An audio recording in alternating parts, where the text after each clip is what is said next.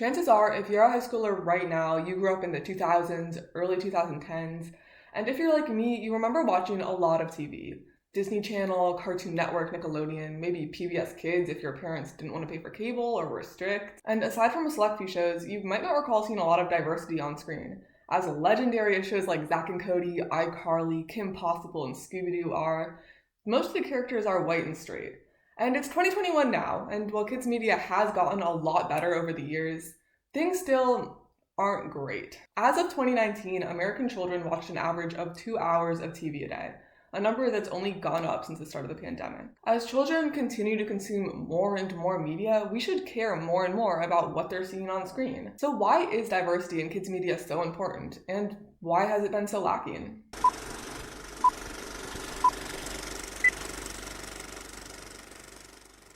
We've known about the lack of diversity in children's shows and the lack of diversity in TV in general for a while now. As early as the 1970s, Boston University professor F. Earl Barkas was running content analyses of children's shows. He found that of 1,100 characters from 20 selected kids' TV programs, only 42 were Black, and only 47 others were anything other than white. Of course, children's TV is more diverse now than it used to be, and representation has continued to steadily improve, but as I said earlier, it's still not great. In terms of statistics, we can look at things through a few lenses. Race, gender, sexuality, socioeconomic status, and disability are just a few. So let's lay things out. Even though 13.3% of the actual population is African American, Black characters only account for around 5.6% of total characters.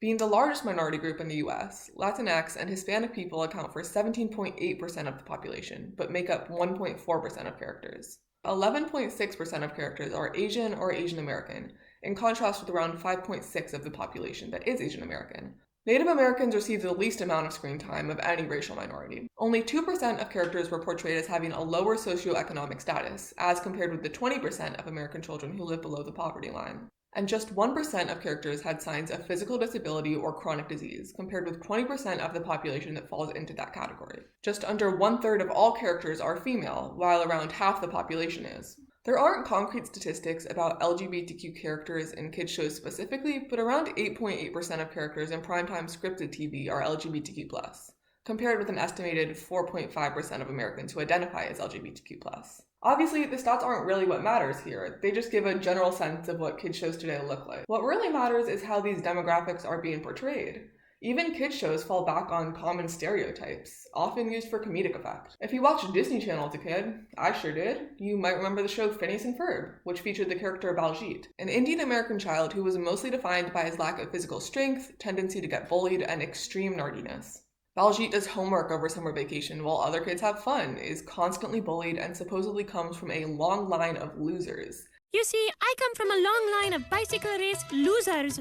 In 1903, my great-grandfather was leading a bicycle race when he fell into a tiger pit. Then, my father was confident he had outsmarted the tiger. But he was wrong. Another character who fits this role almost exactly is Ravi from the kids show Jessie. He's weak, speaks with a prominent Indian accent, and is constantly the butt of jokes. Stupid video game! It is like eating hot curry.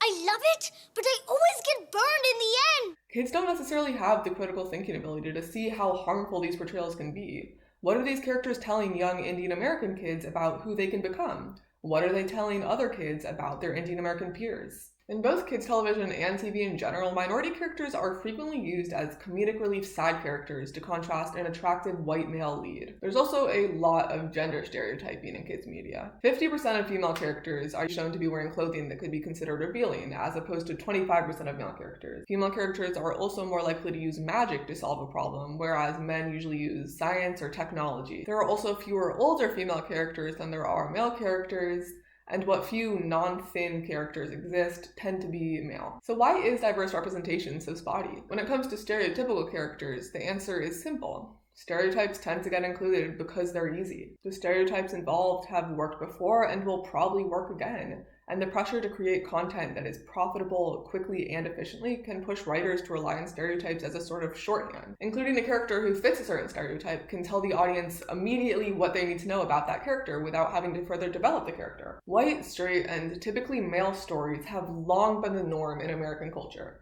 And people who don't fit this mold have had to force themselves to empathize and identify with characters and stories that don't necessarily include people that look like them. The same can't be said of white male children who, if given the choice, don't ever have to watch movies or shows that don't include characters that don't already look like them. This means that people with that privilege can completely avoid being exposed to the experiences of marginalized groups, and that shows don't necessarily feel pressure to include a diverse set of characters in their regular content. It also means that shows or episodes of shows that do include that diverse set of characters are often forced to fit a narrow mold.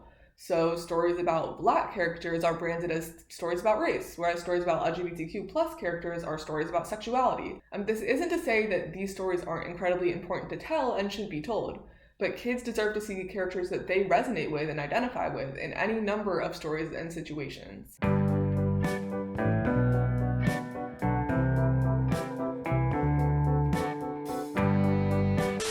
LGBTQ+ representation in kids media is a unique discussion because there's often a lot of pressure for networks not to include LGBTQ+ characters at all. Some people have argued that the inclusion of LGBTQ+ characters in kids media are some sort of recruitment tool to inspire kids to become gay, or that LGBTQ+ relationships are inherently sexual in nature and are too mature for kids content. When homophobic people catch wind of a kids show including something that they don't deem appropriate for kids, they can create a lot of problems for a network. Take the 2005 episode of Arthur's spin-off show Postcards from Buster that featured lesbian parents, creating a huge scandal in which then U.S. Education Secretary Margaret Spellings demanded that PBS return the federal funding they received for the show. Thankfully, in 2019, Arthur was able to include a gay character, the beloved Mr. Ratburn, who marries another man, to much less backlash. Because of all this, television networks frequently prevent LGBTQ+ characters from being written to their shows at all.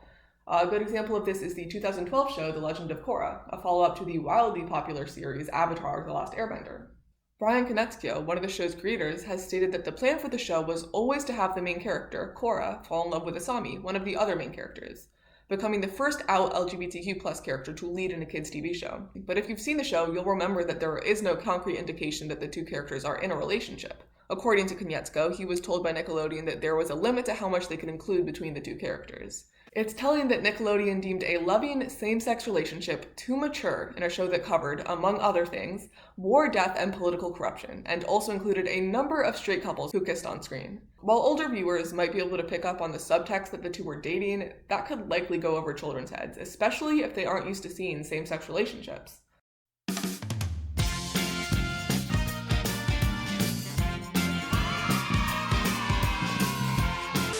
The censorship of gay characters in popular media can be traced back to the Hays Codes, a strictly enforced set of production codes that governed early Hollywood. The codes, instituted by Postmaster General Will Hays, banned nudity, suggestive dancing, excessive kissing, the mocking of religion, drug use, interracial romance, crime, homosexuality, and more. The codes crumbled in 1959, partially in thanks to the movie Some Like It Hot. We can't get married at all. Why not? I'm a man. Well, nobody's perfect. And were replaced with the movie rating system we use today, but they still left a huge dent on what gets included in popular media. For example, one of the ways directors under the Hays Codes could get banned material into their films was by punishing characters that broke some aspect of the films, usually by killing them off or making them a villain. This gives us the barrier gaze trope that's still present in media today. I love you. Goodbye, Dean.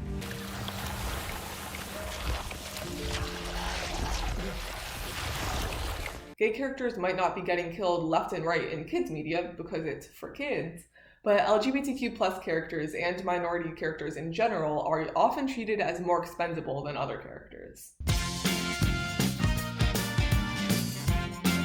We also need to remember that the stories that we see on screen are just a reflection of the people working on and developing those stories behind the scenes.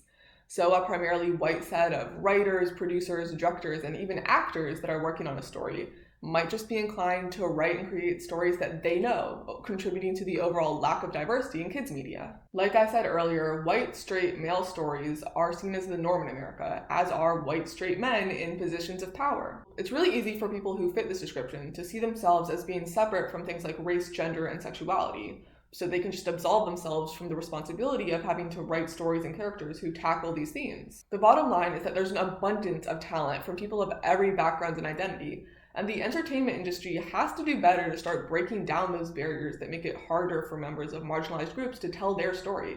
On-screen change must start with change behind the scenes.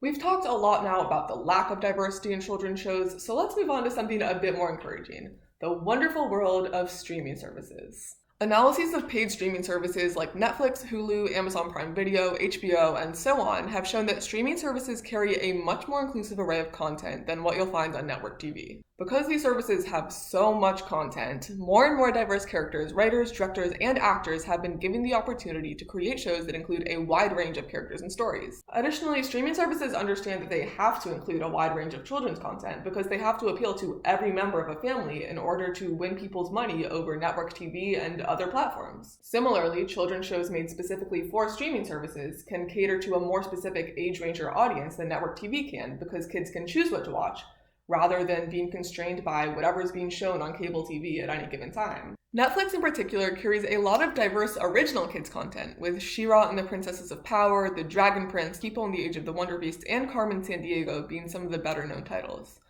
Other shows like The Owl House, Adventure Time, and Steven Universe are children's shows from a variety of platforms that have all been recognized for being inclusive in addition to being popular with both kids and older audiences. Shows like Sesame Street, The Bravest Knight, or Danger and Eggs have also been recognized for their inclusivity and are aimed at younger kids. While many of these shows are aimed at kids and young teens, their writing and relatable characters can be a source of entertainment for people of all ages. A lot of these shows tackle some complex storylines, but they all retain the uplifting tone of a kids show.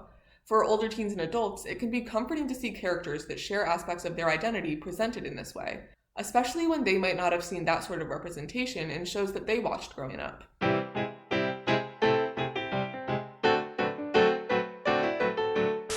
When children are consuming media, they're learning, both about themselves and about the world. The things they see on screen directly shape the way they think about themselves and others. Studies have shown a correlation between negative portrayals or lack of representation of racial groups and a drop in self-esteem in children who are part of those groups. They've also shown that people internalize negative portrayals of their racial group even when those representations are supposed to be a joke or parody. But when children are able to identify with positive representations of characters with the same identities as them, it makes a world of difference.